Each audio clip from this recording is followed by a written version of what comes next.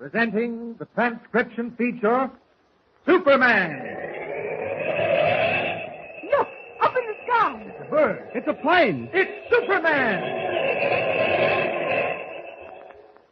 Yes, it's Superman, strange visitor from the planet Krypton, who came to Earth with powers and abilities far beyond those of mortal men.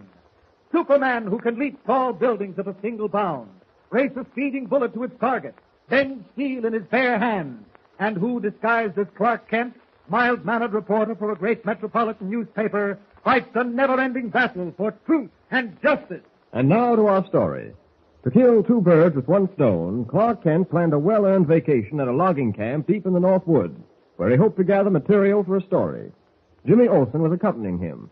However, less than 5 minutes before their train arrived at the town nearest the camp, Kent received a telegram from his editor, Perry White, telling him to return because of trouble at the camp.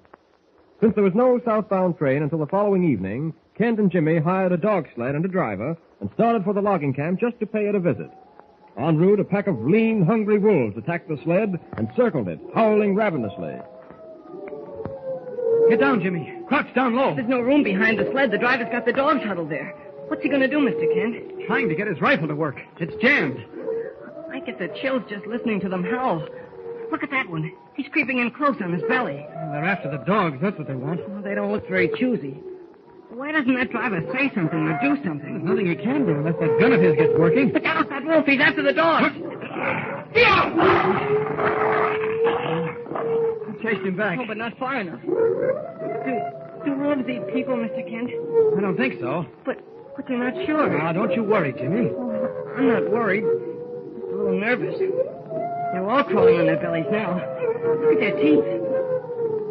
He's not going to get that gun fixed in time. I know he's not. Keep your head, Jimmy. You've got work to do. I'm going to send you and the driver on to the logging camp. What do you mean? I'll keep the wolves here with that big, juicy steak we were taking out as a gift for Mr. Harmon, the camp boss. They won't leave with the smell of fresh meat around. Here, this must be the package. Ah, yes. Now, climb back into the sled. No, I won't go without you. Do as I say. Driver, get in the sled. Drive to camp. Fast. Comprende? Oui. All right, off you go. Mr. Kent, please. Well, let's see whether this slab of meat will hold them. There we are. Now, take a look at this, you beggars. Get a good whiff. That's working. They're not following the sled. It's out of sight now. Superman can take over. All right, go ahead. Hold your heads off. I've never tackled 50 wolves before, but this is always the first time. Come and get it. Nice, juicy beefsteak. Ha, like the looks of it, don't you? Come on, a little closer. A little more. That's it. Now. Oh, no, you don't. Finished. Yeah, that does it. Well, that's one. Now for the rest. Oh, getting ready to charge me all at once, eh? Okay, I'm waiting. I'm ready for you. Come on.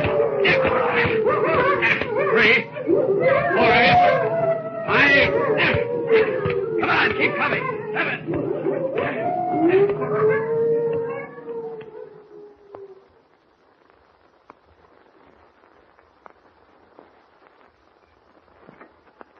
Are you sure you won't have a hot cup of milk, Jimmy? No, thanks, Miss Harmon. Now, look, Jimmy, you mustn't eat your heart out worrying. My father's gone to look for Mr. Kent with some of his best men. Buck up. Well, they'll never find him.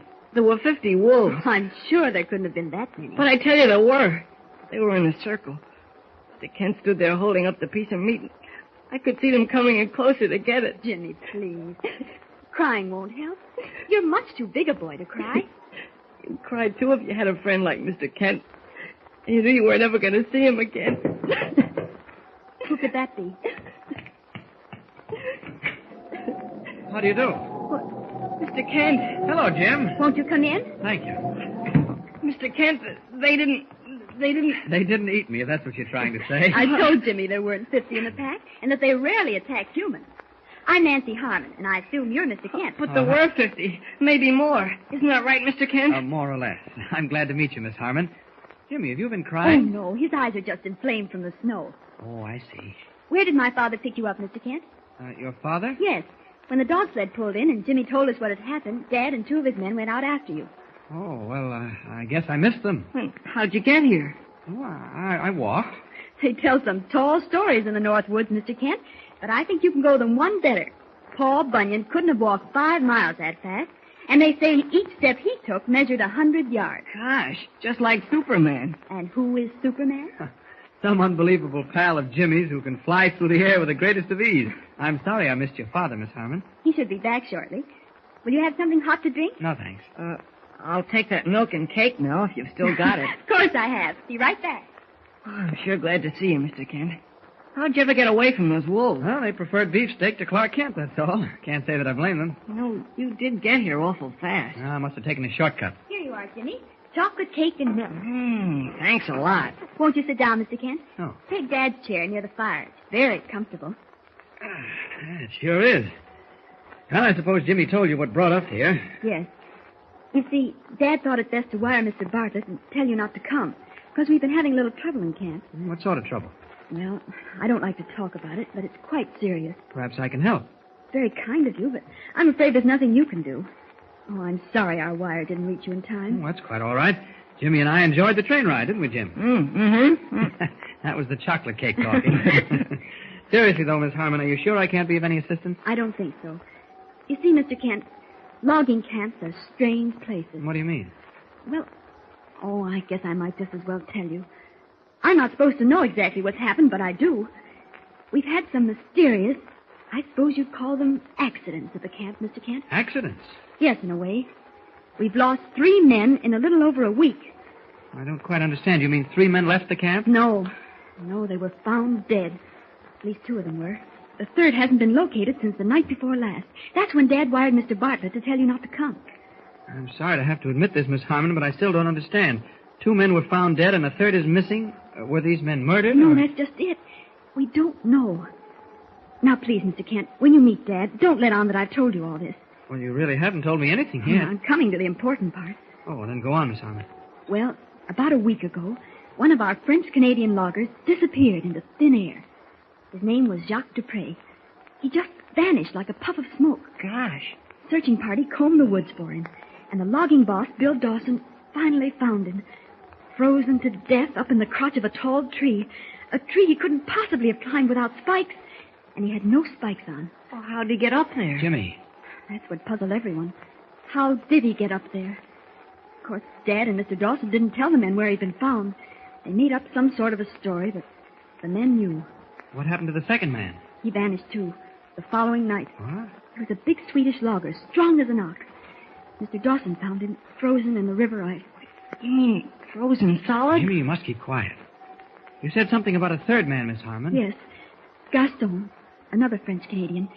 He came in the night before last to talk to Dad. Yes? He wanted to quit because of the white plague. The what? Well, loggers have a strange superstition, Mr. Kent. They believe that when the snow is deep enough to cover all the roots of a tree and the bottom of the trunk, that no tree should be cut down. They think it's nature's way of protecting the tree until spring, and no man has a right to go against nature. That's very curious. I've never heard it before. Of course, it's silly, but some loggers will swear that if trees are felled when snow covers the roots, the white plague visits the camp. What is the white plague? What does it do? They say it punishes men who go against nature. Oh, I see. And Gaston wanted to quit because he was afraid of the white plague, the plague that had carried off the first 2 loggers. That's right. Well, Dad told him to get a good night's sleep, and he left. Mr. Dawson came in, and Dad was chatting with him when suddenly someone screamed outside. Dad and Mr. Dawson rushed out. There was a bad blizzard. What do you think they found? What? Jimmy. They found Gaston had vanished from sight in front of his cabin, and he hasn't been found since. Oh, gosh. That gives me the creeps. Well, I suppose all the loggers want to quit. Yes, and it's terrible because we've been cutting wood for the government, and it's needed badly. Dad's been out of his mind for days. You said you had trouble, Miss Harmon. You put it mildly. And what does the logging boss, Mr. Dawson, say about all this? Well, he's sticking by Dad, naturally, but I have a funny feeling he believes there's something to this white plague business. The other night I heard him say he wonders about it. And what do you think? I don't know. First, I thought it was just silly superstition, like breaking a mirror or spilling salt, but now I'm puzzled. It's like being in a dark room and knowing that nobody else is in the room with you and that feeling that you're not alone. I guess that doesn't sound very sensible. Well, you mean like a ghost? Don't be silly, Jimmy. You know there's no such thing as a ghost. So, Miss Harmon, you really feel there may be something to the white plague? Oh, no. I'm sure it's just nonsense, but when things keep happening, strange things, it sort of gets you. Yes, I understand. I'm not afraid or anything, but What's that? someone's at the door. Come in. That's funny. Here, wait. You better let me open the door. Be careful, Mr. Kent. Why, it's a man on the verge of collapse. Faster! Catch him, Mr. Kent. I got him. Close the door, Jimmy. All right. Put him on the couch. All right. There we are. He's blue with cold. I'll get some brandy. Rub his wrist. Mr. Kent, is he alive? Bring me that blanket, Jimmy. Oh, this one? Yes. That's it. Thanks. Here's the brandy, Mr. Kent. I'm afraid it won't do any good, Miss Harmon. You mean... Yes. He just drew his last breath. Mystery piled on mystery. Where did Gaston return from, so exhausted that death reached him almost as his frozen knuckles rapped against the door? Did the strange secret of the White Plague die on his lips? This is only the beginning of a Northwoods adventure more gripping than anything you have ever heard before. Don't miss even one thrilling episode. Don't forget, tune in again for the next thrilling episode with Superman. Look, up in the sky. It's a bird. It's a plane. It's Superman. Superman is a copyrighted feature appearing in Action Comics magazine.